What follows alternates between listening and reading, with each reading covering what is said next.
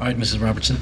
Superior Court of California, County of Los Angeles, in the matter of People of the State of California versus Orenthal James Simpson, case number BA097211. We, the jury, in the above entitled action, find the defendant, Orenthal James Simpson, not guilty of crime of murder in violation of Penal Code Section 187A, a felony upon Nicole Brown Simpson, a human being, as charged in count 1 of the information.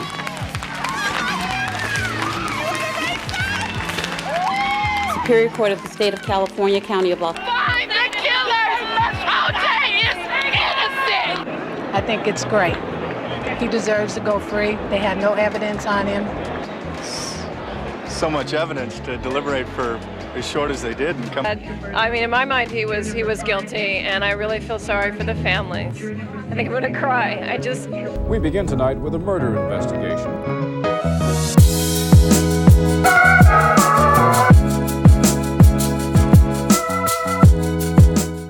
As someone who was barely aware of the OJ case as it was happening, I stumbled upon a viral video of the public's reaction when the jury read the verdict.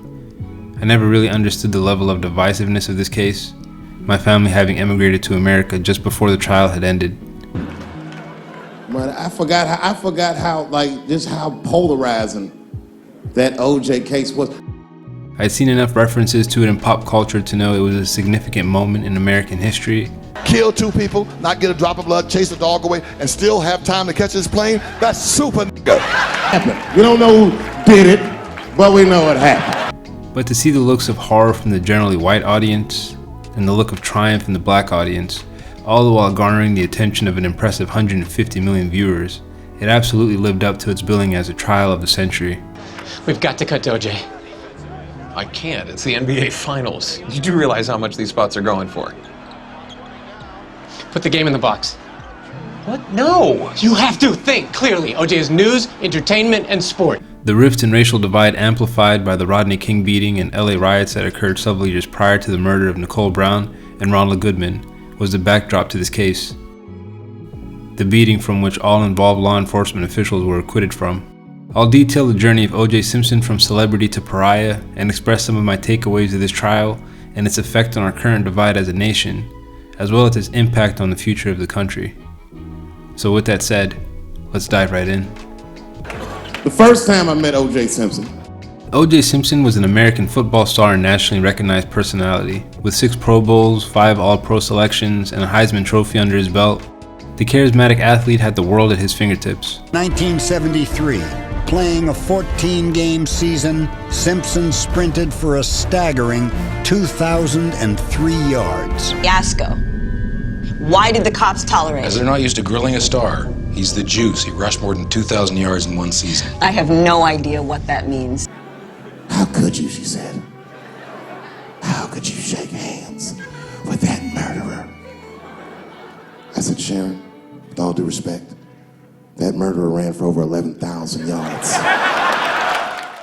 His accolades and accomplishments catapulting him into the high life. A mansion in Brentwood, Hollywood extravaganzas, and rubbing shoulders with celebrities. Cloaked in the mystique of fame, this larger-than-life figure would be steeped in controversy just years later, after several domestic abuse claims raised by Nicole, some of which the police would respond to in favor of O.J. He got away with beating her. He is not going to get away with killing her. Taking advantages of the privileges of his fame, O.J.'s involvement with the LAPD as a longtime donor kept him out of any serious trouble. 8 911 calls. The police were called out there 8 times. Nicole had a bruised face, black eye, bleeding lip.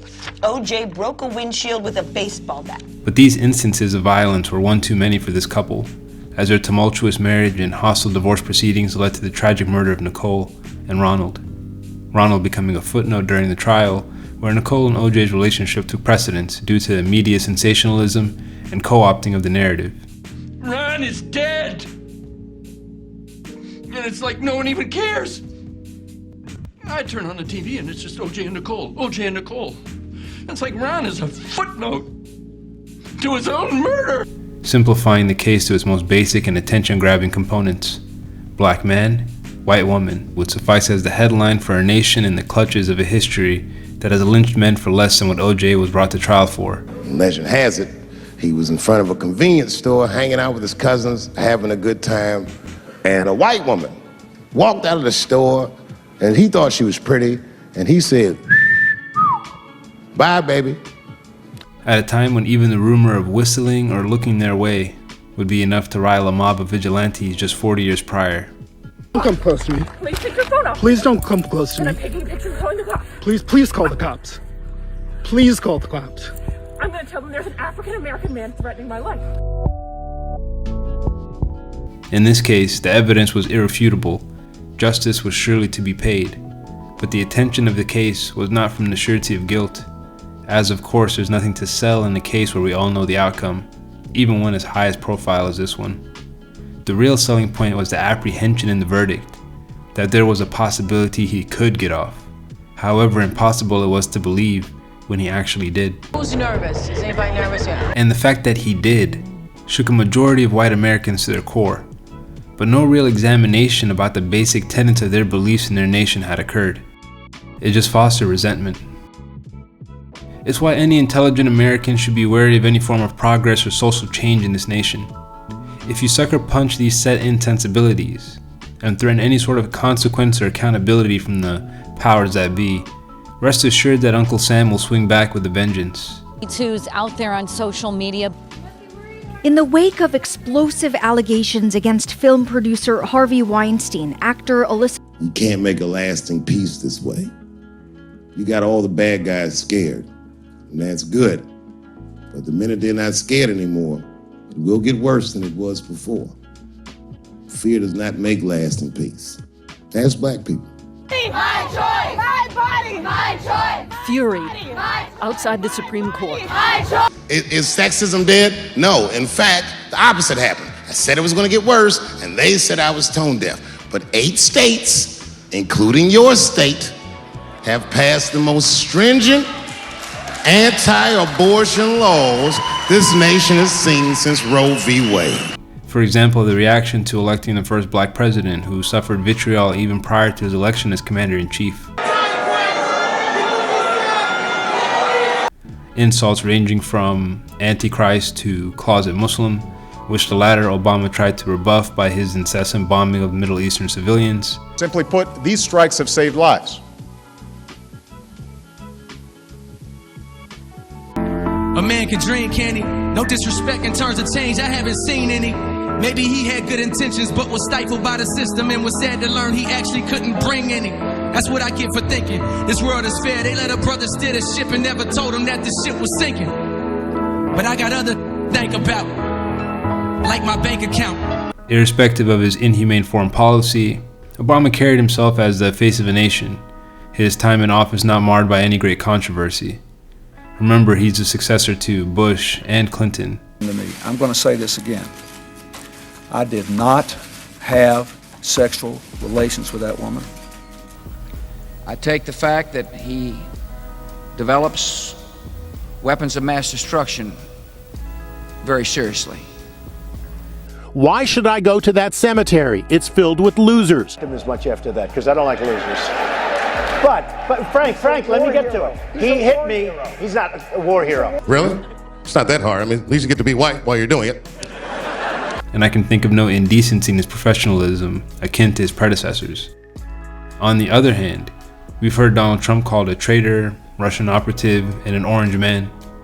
But it makes no dent to his Teflon public persona, which features an illicit relationship with an adult performer during his marriage. Locker room talk, that's what boys do. He didn't do it. Well, I don't talk like that. Well, do you have any children? I do. Do they talk like that? No, they don't. Is that how you talk? Well, no, but I feel like he says. Is that how your dad talks?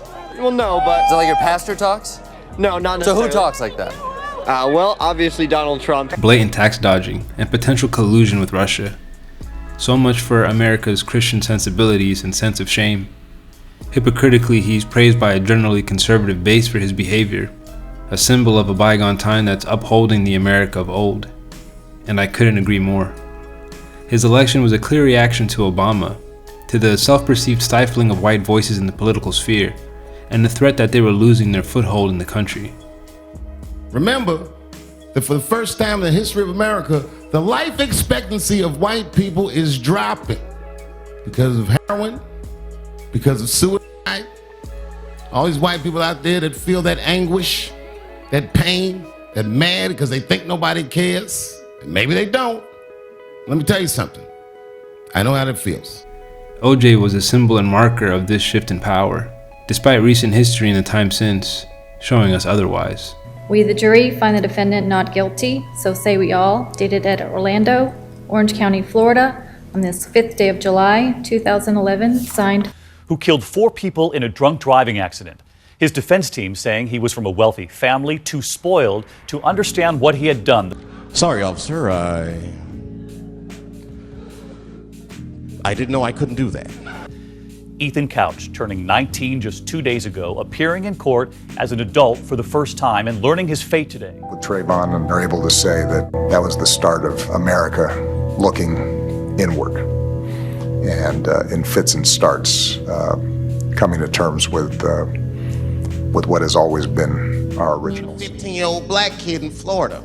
This black kid accidentally killed his neighbor when he's practicing wrestling moves that he saw on TV. Now, was he a kid? No. They gave him life. They always try our 15-year-olds as adults. So never knew what he was doing. There's nothing that indicates that Brock Turner was any kind of a monster. It was a bad mistake on that night, and he will suffer the consequences for the rest of his life. But that is small consolation for the survivor. If all the world's a stage, then O.J. Simpson was a twist to our preconceived notions about America's direction. The lack of cohesion in America to this day has been its inability to truly reconcile with its past. We hold these truths to be self-evident. All men are created equal. Go get me a sandwich, nigger, or I'll kill you. Liberty, justice for all.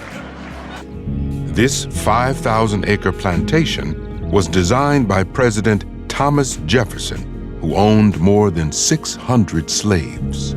So yeah, he wrote some lovely words and aroused the rabble, and they went out and died for those words. Well, he sat back and drank his wine and fucked his slave girl.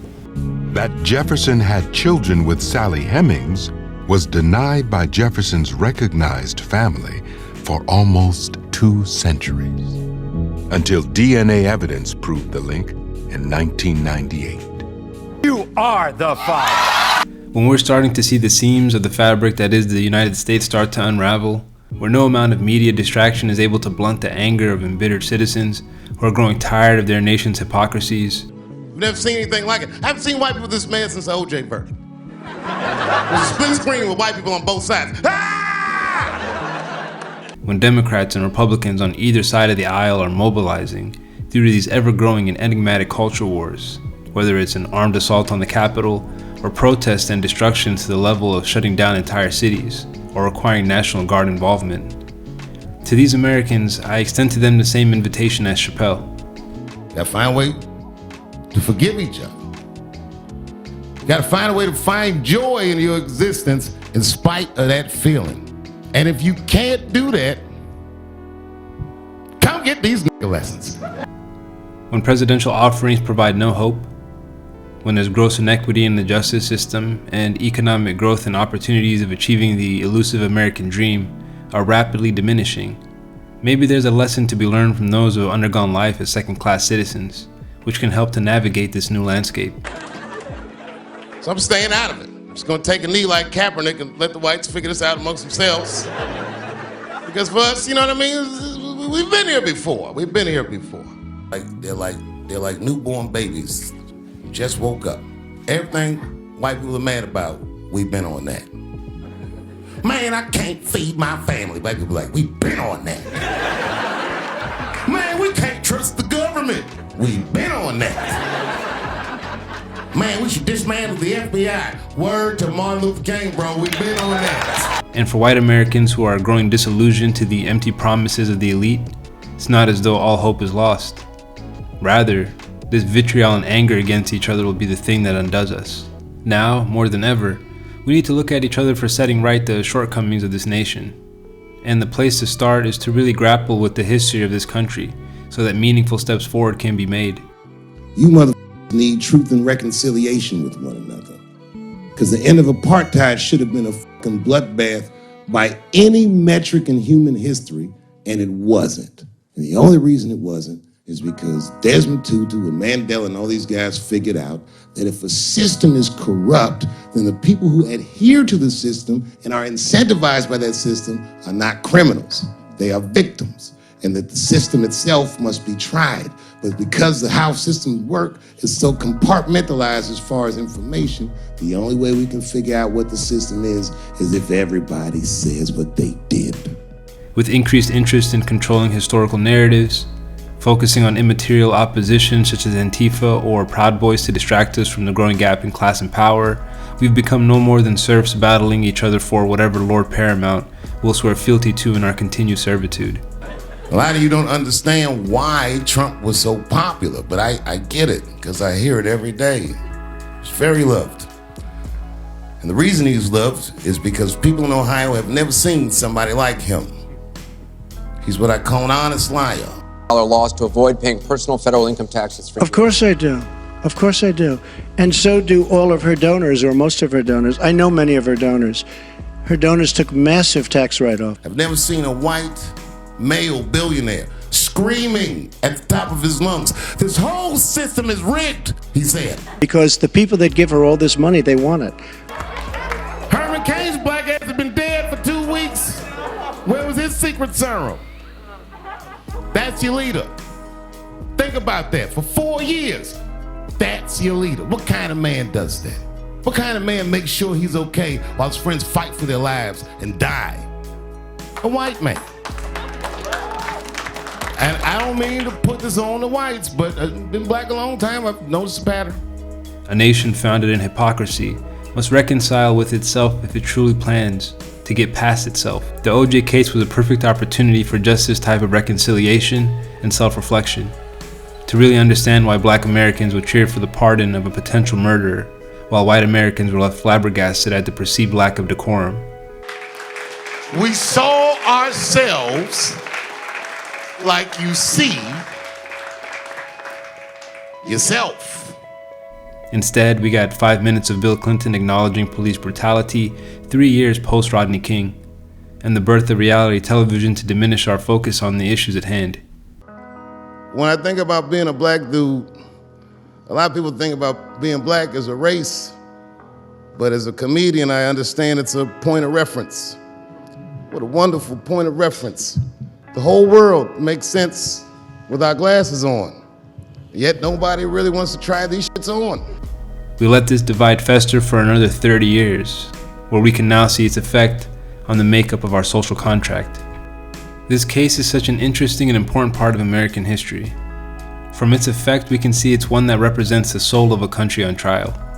Just looking at the history of this nation, its many oversights, its many injustices all coming to a head in this specific instance, where we see an almost stark reversal of the case that started the civil rights movement in the first place.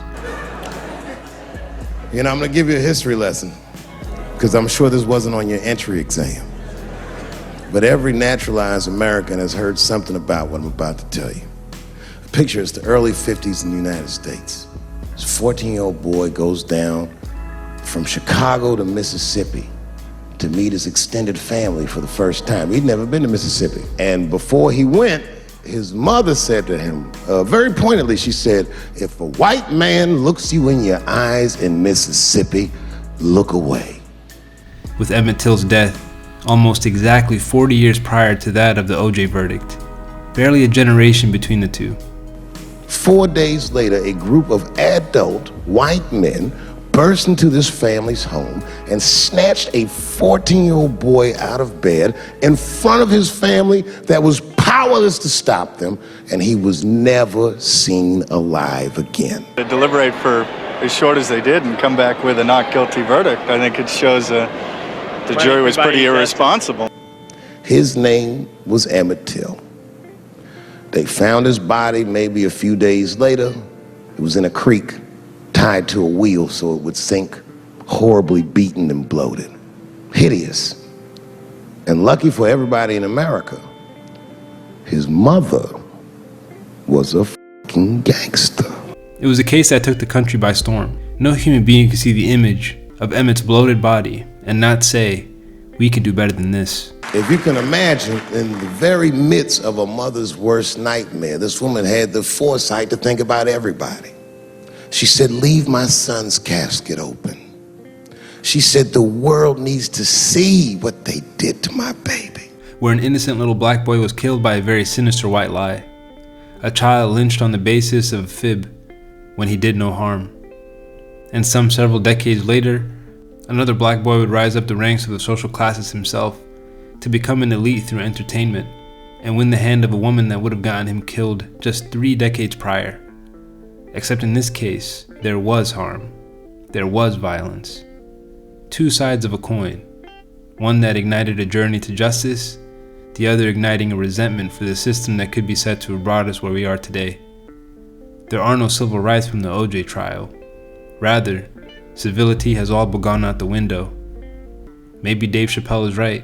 Maybe the illusion is all that's holding this society together. I can't even tell something true unless it has a punchline behind it. You guys aren't ready. You're not ready for this. You don't know how to survive yourselves. Black people, we're the only ones that know how to survive this. Whites, come, hurry quick. Come get your license. I think it was racist-based, and it was racist from the black point of view. And at the same time, this trial represents the sensationalism, dehumanization, and shock value entertainment that we've come to normalize and numb ourselves to the point where tragedies are captured and occur on a daily basis, and just as sooner are washed away by the fleeting banners that bring them to our attention. It's only right that this trial took place in Hollywood. It's only right that this was the final nail in the coffin for the disillusionment of white America to the iniquities of their great country, but perhaps not from the messenger they'd been expecting. Maybe the American dream isn't a house in the suburbs, a lovely nuclear family, and 2 cars in the driveway. Maybe it's the ability to get away with murder if you have enough money, clout, or privilege. Money can buy you justice, exactly. I think this jury sent a message that the time has come here in Los Angeles and in America that indeed there must be a level playing field for everybody. A dream that, to this point, was only lived by a certain group of the elite class. If that's the case, O.J. Simpson proved what the birth of this nation begat, and he might be its greatest success story in that sense. I don't know. Doesn't Simpson deserve a jury of his peers? You know, rich, middle-aged white men? I'm living in America, and in America you're on your own. America's not a country. It's just a business. Now f***ing pay me. That an OJ should be impossible is both hypocritical and naive to the reality of the foundation of this house we call home, built by a group of aristocrats who couldn't begin to aspire to the words that they penned to page. So, my question to the audience can only be, why should their rules change now?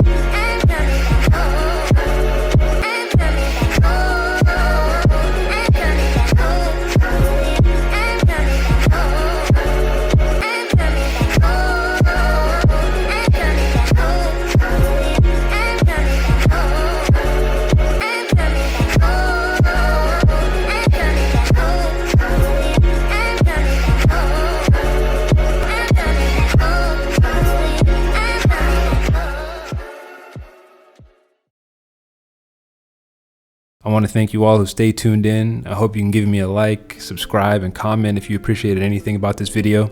Feel free to explore my channel more for other essays or tune in to some of the great music videos that I've made on my channel. If you're so inclined, my Patreon is set up now to help the channel grow. And as always, thank you for watching.